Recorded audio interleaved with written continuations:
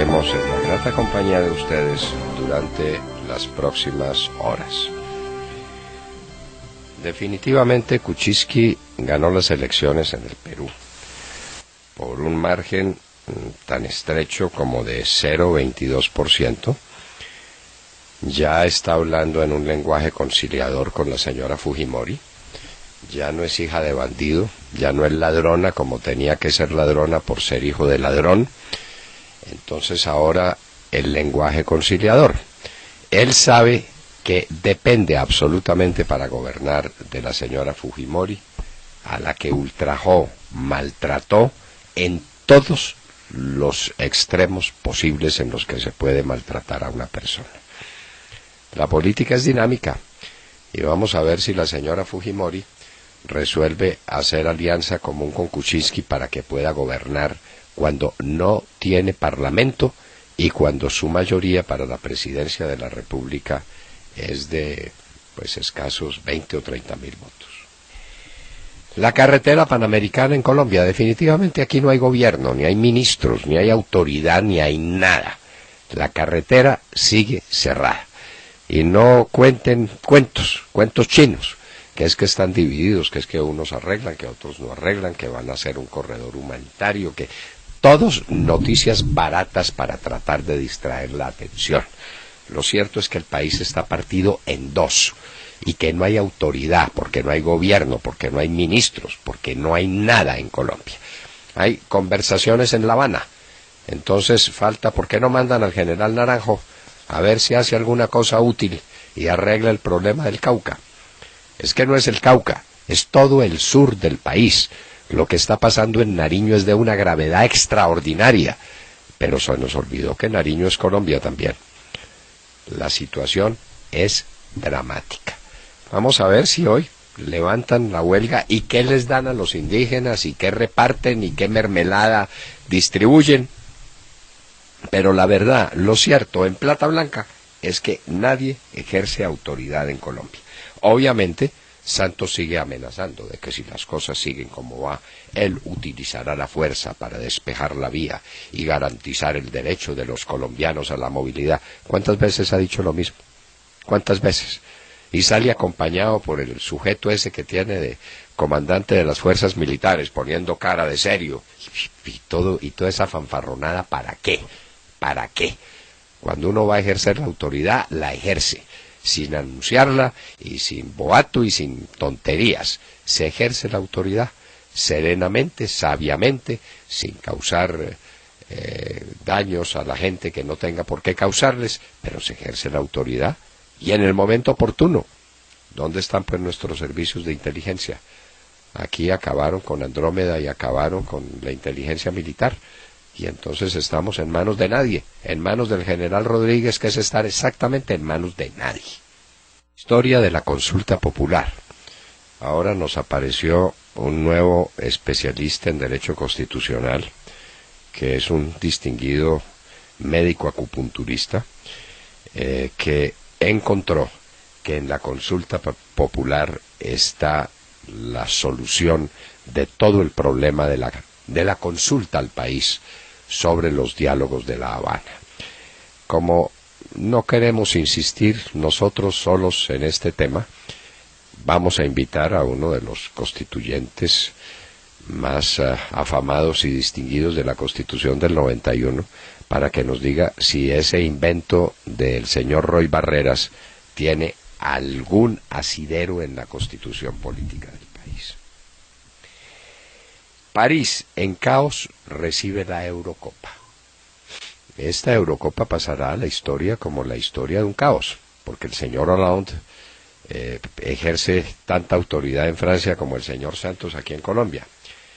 París está vuelta nada, con las manifestaciones que se hicieron, con los paros, con las dificultades que hubo en todo París. París, la ciudad luz, la ciudad más hermosa del mundo, que lo fue siempre, está convertida en un muladar.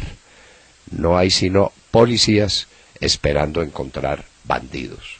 ¡Qué horror! El debate por la fiscalía.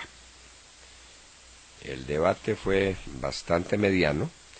obviamente los contendores tenían que cuidarse mucho más de perder votos que de la posibilidad de ganarlos.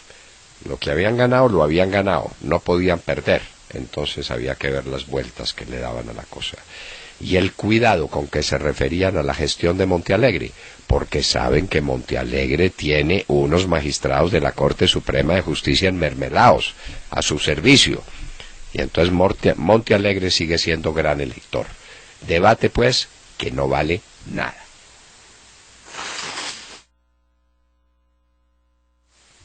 En los Estados Unidos,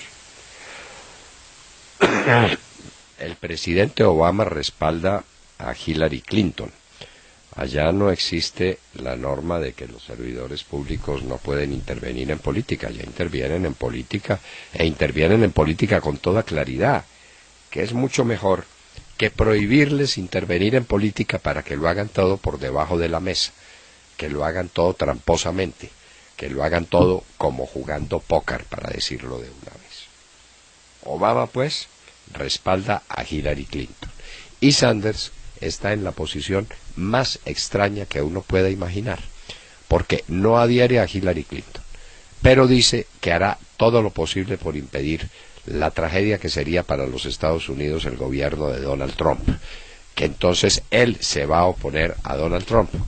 Bueno, tendrá que adherir a la campaña de Hillary. Ah, no, él insiste en que va hasta la convención y que él no adhiere, pero que en todo caso Trump no.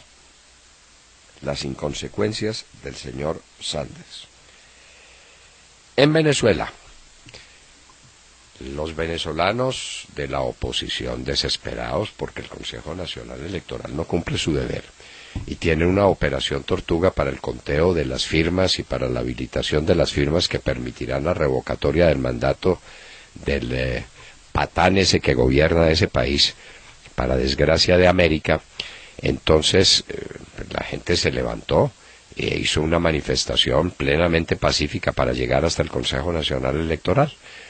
Pues Maduro hizo lo que sabía hacer, que fue lanzar a sus tropas paramilitares, a los bandidos que tiene armados, para que le dieran garrote y puñetazo limpio a los de la oposición. A Borges le rompieron el tabique nasal y ahí quedó sangrando y no pudieron llegar al Consejo Nacional Electoral. Esa es la democracia venezolana. Esa es la que el señor Almagro no puede denunciar ante la OEA, y esa es la democracia que respalda Juan Manuel Santos y que respalda la canciller de Colombia, la señora Holguín. A esos atarbanes es a los que estamos respaldando. Rescatados por Italia en 2 días, 3.000 inmigrantes ilegales que iban a zozobrar en embarcaciones muy precarias, con las que los africanos están tratando de buscar de cualquier manera la costa de Europa.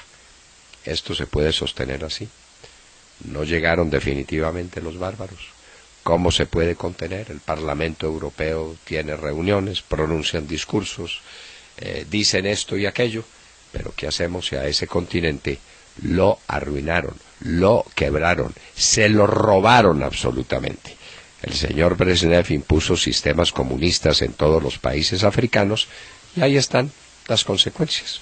Lo de siempre, el comunismo desbarata lo que toca y la gente prefiere ahogarse en el Mediterráneo a quedarse sufriendo en África. La verdad es esa. Berlusconi, el ex premier italiano, estuvo a punto de morir en un episodio cardíaco que lo tiene en una clínica, me parece que en vísperas de una operación de corazón abierto. La noticia es que casi muere Berlusconi. Un incidente muy desagradable en el mar de China, un avión espía norteamericano, pero que estaba en una tarea perfectamente normal y conocida y no se estaba escondiendo de nadie, fue rodeado por 2 aviones de guerra chinos, que se le acercaron tanto que estuvieron a punto, sobre todo uno de ellos, de producir una colisión. Mala señal. Israel canceló el permiso que había otorgado a más de 80 palestinos para visitar a sus familias con motivo de las fiestas del Ramadán. Eso con ocasión del ataque terrorista que le costó la vida a varios israelíes y heridas a muchas otras. Un ataque terrorista que ejecutaron 2 personas cuyos cuerpos no se van a devolver a sus familias. Y esas 2 personas atacaron indiscriminadamente a los israelíes, que estaban en un centro comercial muy concurrido en Tel Aviv, mataron 5, hirieron 10. En Bogotá, Peñalosa sanciona el plan de desarrollo. Seguimos sin saber de dónde va a salir la platica para eso. Y uno de los elementos fundamentales del plan de desarrollo es la venta de la ETB. Curiosamente, ahora surgen las noticias de que la ETB tiene dificultades tecnológicas con el Internet, el servicio de Internet que ofrece en distintos lugares de la ciudad. ¿Tendrá que ver lo uno con lo otro o pura y mera casualidad? ¿Qué ha pasado con Interbolsa? Esto se los vamos a contar despacio la semana entrante, queridos oyentes. El principio de oportunidad para los de Interbolsa. Dimos la noticia de que el patriarca Jaramillo está pagando unos años de cárcel en su espléndida finca en las vecindades de Medellín, como un rey. Pero ¿qué pasó con su hijo y qué pasó con el otro señor, que eran quienes realmente movían los hilos de la defraudación a centenares de personas que perdieron todo lo que tenían en Interbolsa? ¿Qué pasó? Se los contaremos. Horrorosa tragedia en la carretera que no une sino que separa a Medellín de Quibdó. Como nunca antes, presidente Santos, como nunca antes, señor ministro de Transporte, como nunca antes. Un derrumbe en la vía, mandan como nunca antes las maquinarias y los expertos para remover el derrumbe y para que la gente pueda pasar. Le dicen a la gente que pase y se viene otra vez la montaña abajo. En este momento han rescatado 5 o 6 casas, no son del todo certeras, pero se sabe que hay más de 30 desaparecidos. Es una tragedia de unas proporciones gigantescas, como nunca antes, presidente Santos. Se inicia campaña electoral en España. Recuerden ustedes que tuvimos elecciones y que las elecciones dieron un resultado que denunciamos inmediatamente como un resultado imposible para que hubiera gobernabilidad, para que algún partido pudiera hacer mayoría suficiente para gobernar. Pues se hicieron todos los intentos, intervino el rey todo lo que pudo intervenir. Resultado final, nuevas elecciones. Algunas encuestas dicen que el Partido Popular comanda la intención de voto y que tal vez ahora sí tendría mayoría suficiente para gobernar. Un país ingobernable al que le está yendo muy bien. Todas las cifras en España son cifras positivas. En materia de deuda pública, en materia de empleo, de crecimiento económico, todo lo de España es positivo. Pero la demagogia y el señor de Podemos, el socio de Hugo Chávez, ahí está, ahí siguen molestando.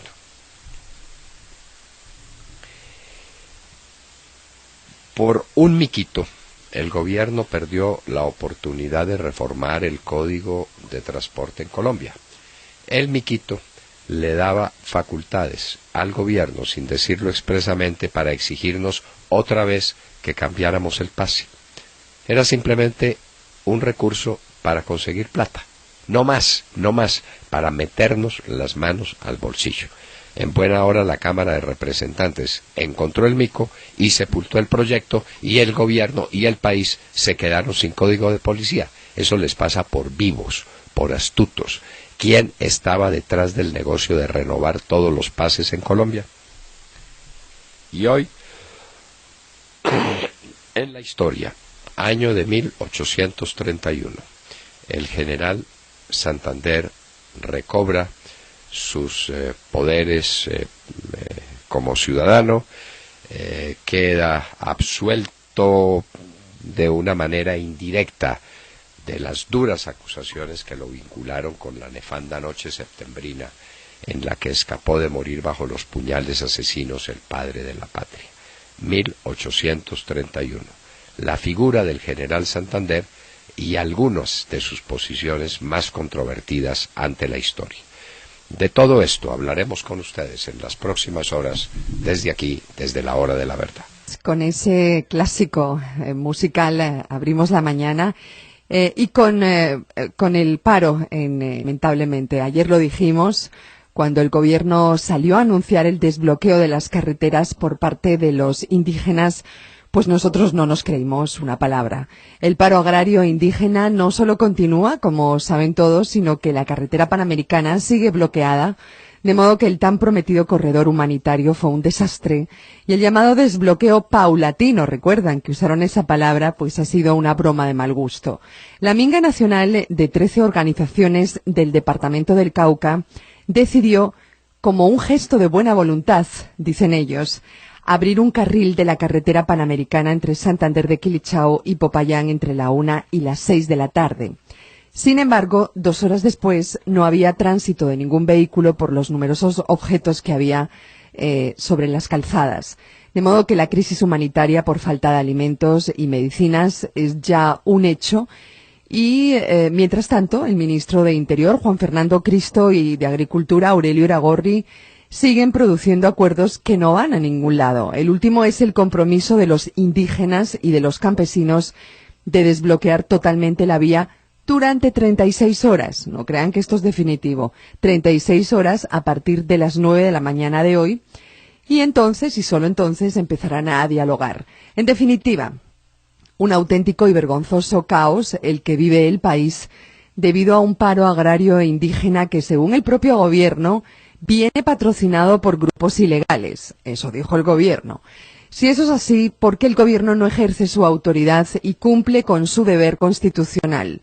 ¿Cuál es el mensaje que le manda el gobierno a sus ciudadanos con este estado de confusión y de desorden? Y por último, ¿por qué el país está en manos de un grupo de indígenas patrocinados, según el gobierno, insisto, por grupos ilegales como el ELN y las FARC? Usted hace unas preguntas, Montserrat, de esas que cuesta trabajo contestar, ¿no? Cuesta trabajo contestar. Si le creemos al gobierno, es absolutamente inaudito que tolere que un grupo de indígenas o de supuestos campesinos, instigados por las FARC o por el ELN, eso es lo mismo, tengan partido el país en dos. Y es que la gente habla del departamento del Cauca y de la ciudad de Popayán, que está en una crisis absurda. ¿Y qué tal Pasto? ¿Y qué tal el departamento de Nariño? ¿Qué tal todo el sur del país? ¿Qué es lo que está pasando allá? Pues nada, la gente abandonada a su suerte porque no hay autoridad, porque el señor Juan Manuel Santos no tiene pantalones para ejercer la autoridad. Y entonces ahora quién sabe qué barrabasada haga y diga, es que me dijeron que ejerciera la autoridad. No, es que la autoridad hay que ejercerla oportunamente, como se debe ejercer, con elementos de juicio suficientes, sin hacer alardes y sin salir en la televisión y en la radio, que es lo único que usted sabe hacer, malos espectáculos y malos shows, y usted no sabe gobernar. Y por eso el desgobierno es total, la anarquía es absoluta, y la gente toda, la del Valle del Cauca y la del occidente del país, que tiene comunicaciones y negocios y relaciones con el sur del país, que esperen, porque unos indígenas movidos, según dice el propio gobierno, por fuerzas oscuras del ELN, tienen dominada la carretera panamericana, nada menos que eso, nada menos que eso. Bueno, y sigue la farsa y llevamos, Montserrat, 11 días de esta tragedia, sí, 11 días, sí. Y empieza a haber hambre, y faltas de medicina, y faltas de abastecimiento. No, si esto parece pues la hora llegada, la locura. En mitad de una guerra, invadidos por un ejército enemigo, y el presidente sale con el tipo ese que tiene de comandante de las fuerzas militares, que sirve para lo que sabemos, para halagar a su jefe, el presidente, y para no hacer nada, ni las fuerzas militares, ni la inteligencia, ni la policía. Nadie cumple su deber en Colombia, y los colombianos en manos de unos bandidos, en el decir del propio gobierno. William Calderón. Doctor Londoño, buenos días Colombia, gracias por invitarnos a sus hogares y a sus vehículos. Hoy es viernes 10 de junio del año 16, son las 6:26 de la mañana. Mientras para The Economist, la fortuna del cartel de los nuevos constitucionalistas de las FARC es de 10.500 millones de dólares. Para la Fiscalía colombiana supera solo 66.000 millones, lo que llaman rentas criminales de las FARC. Podrían, según el fiscal encargado, Jorge Perdomo, ser más de 66.300 millones de pesos que aparecen en los archivos contables incautados por la propia Fiscalía en varios operativos. Perdomo dijo que los criminales de las FARC, los socios del comandante Santiago, alias Juanpa, tenían claro que el negocio del narcotráfico, que diseñaron un plan único de cuentas, un esquema contable para controlar la producción, venta y distribución de la droga que sacan los frentes de la guerrilla. Según Perdomo, las FARC tenían claro el negocio, diseñaron un plan único, un esquema contable para controlarlo todo. Mientras que particulares se encargan del cuidado del cultivo, los narcocriminales se encargan del cuidado cuidado del propio cuidado. Las FARC participaron de forma directa e indirecta de toda la cadena criminal del narcotráfico, desde la siembra, la producción y la distribución a través de las llamadas rutas. La Fiscalía ha logrado documentar probablemente que hay una participación directa en el negocio del narcotráfico. Dice el fiscal encartado, encontramos pruebas en los dispositivos incautados en operativos como Argos en 2012, Odisea en el 2015 y Raudales en el 2014. Informó en su último refrito el fiscal encargado. La Fiscalía prepara una serie de informes que entregarán una vez se firmen los acuerdos y donde quedarán consignadas las actividades criminales de los promotores de Juanpa. Esos informes serán utilizados por la justicia transicional para corroborar la información que entreguen los beneficiados con esa justicia. Doctor Londoño, 66 millones, mamola, que no se haga el de las gafas el fiscal. Las FARC son unos patinchaos comparados... Son 20 millones de dólares. Imagínese. 20 millones de dólares en el negocio del narcotráfico en Colombia es menuda. Es ¿Sí? lo que cae del bolsillo de cualquier megateo en una noche de rumba. ¿Cómo le parece? Eso es una ridiculez. Y eso es lo que están preparando para llevar a La Habana. Para que después se diga, no, aquí tenemos las pruebas de la vinculación de las FARC al narcotráfico. 20 millones de dólares. Entonces, por 20 millones de dólares no vamos a hacer la paz. No les vamos a entregar el país entero. Pues si son unos patriarcas, no hicieron nada. 20 millones de dólares. Este tipo que quedó de fiscal es peor que Montealegre. Peor que Montealegre. Y por un informe de esos, si tuviera vergüenza, habría renunciado, en lugar de dar semejante informe tan ridículo y tan grotesco. 800 toneladas métricas de exportación de cocaína, multiplíquenla por $100 el gramo, y entonces hablamos de qué dinero, con qué dinero contamos. Pero qué cosa tan ridícula, por Dios. Definitivamente, pues este señor es peor que Montealegre. Al fin y al cabo era el vicefiscal, ¿no? Claro. El fiscal era el bueno. Pero esto es ridículo. Esto es abriéndole el camino a los procesos en La Habana a las FARC. Claro. Para decir, bueno, realmente sí, ellos tenían ahí que ver, pero 20 milloncitos de dólares.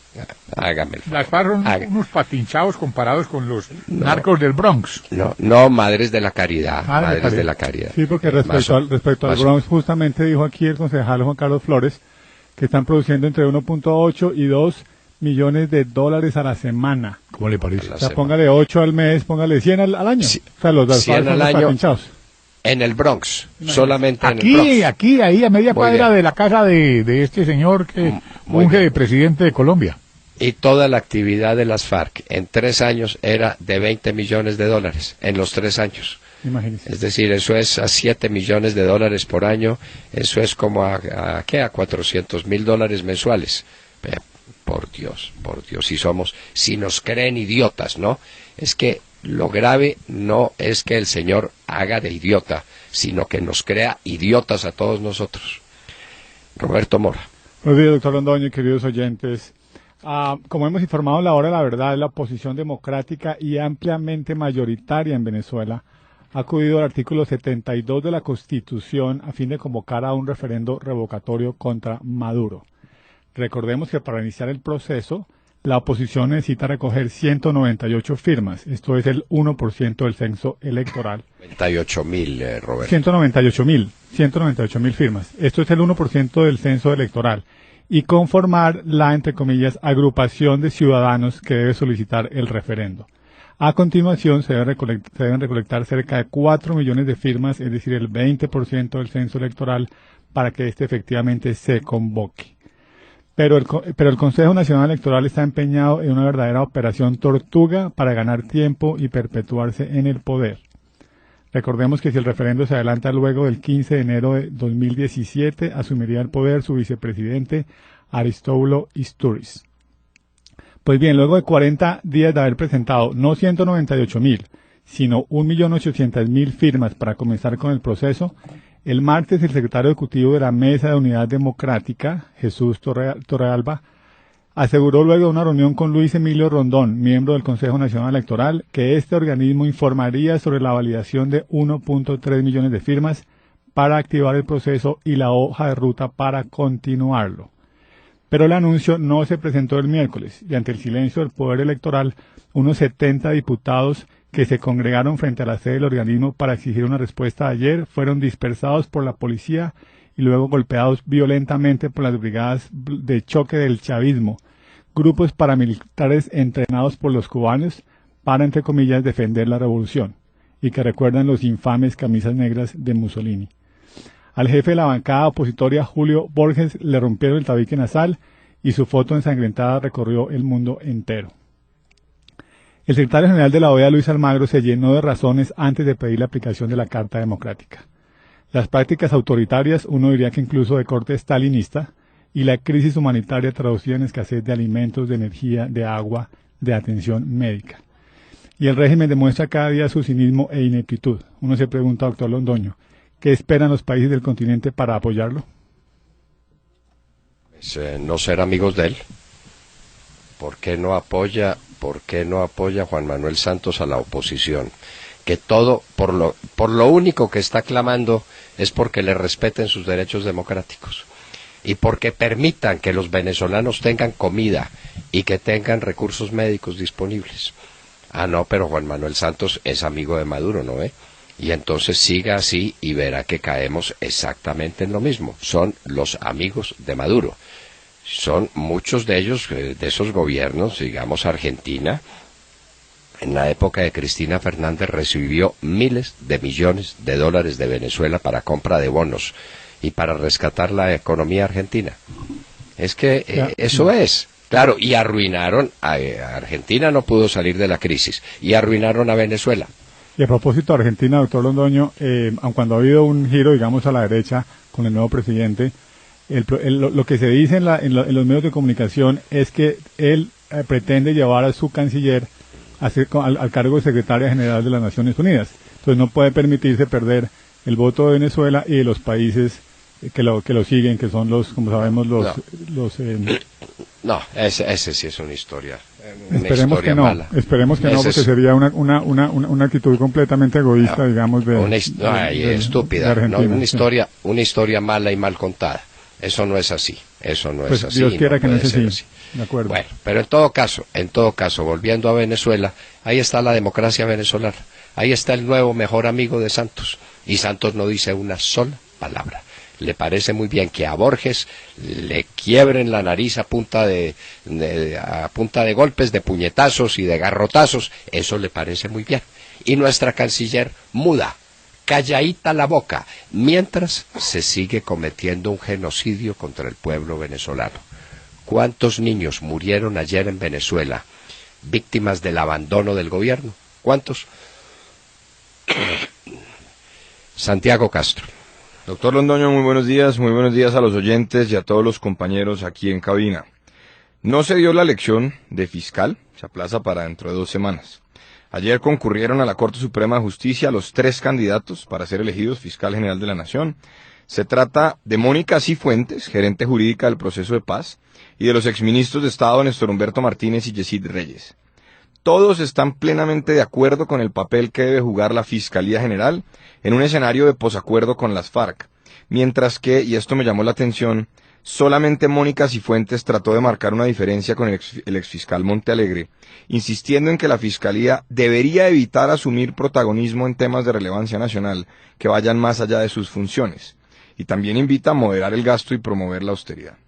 Lo anterior, doctor Londoño, deja entrever que la sombra de Montealegre sigue rondando, y los 2 candidatos a fiscal, que son los que aparentemente tienen posibilidades reales de ser elegidos, no se atreven a hacer una crítica a su gestión. Como siempre, la lucha contra la corrupción estuvo presente en todas las intervenciones, aunque en el caso de Reyes y Martínez hubo mucho más énfasis en la forma como se podría entender enfrentar el fenómeno, mientras que Cifuentes en ocasiones patinó y se quedó en asuntos poco pragmáticos y mucho más teóricos. Se dieron 2 rondas, 8 votaciones. El candidato fiscal que más votos obtuvo, doctor Londoño, fue Néstor Humberto Martínez, cuando los magistrados votaron en la tercera votación de la segunda ronda entre él y el voto en blanco. En ese momento el resultado fue 13 votos para Martínez y 9 en blanco. Yesid Reyes logra 8 votos frente a 14 en blanco en la cuarta votación de la segunda ronda, y Cifuentes solo llegó a 8 votos frente a 9 votos de Néstor Humberto Martínez en la segunda votación de la primera. Recordemos que se requieren 16 votos para ser elegido fiscal general de la Nación. Tras escuchar las intervenciones ayer y leer varios de los comentarios que han hecho analistas, académicos, etc., en 2 semanas es muy probable que sea elegido como fiscal general de la Nación Néstor Humberto Martínez. Sin duda fue el más concreto en su intervención, doctor Londoño. Tiene mucho más claro que sus compañeros de terna cómo se debe actuar para mejorar la gerencia y la gestión en el ente investigador. Pase lo que pase, es innegable el papel de primer orden que juega la Fiscalía General y los graves problemas que enfrenta hoy, que sin duda tienen un impacto en la crisis que atraviesa la justicia en Colombia, que es innegable. Hacemos votos para que el nuevo fiscal evite caer en hacer de la entidad solo un soporte de la Justicia Especial para la Paz y entienda que lo primero, lo más importante, es recuperar la confianza de la ciudadanía.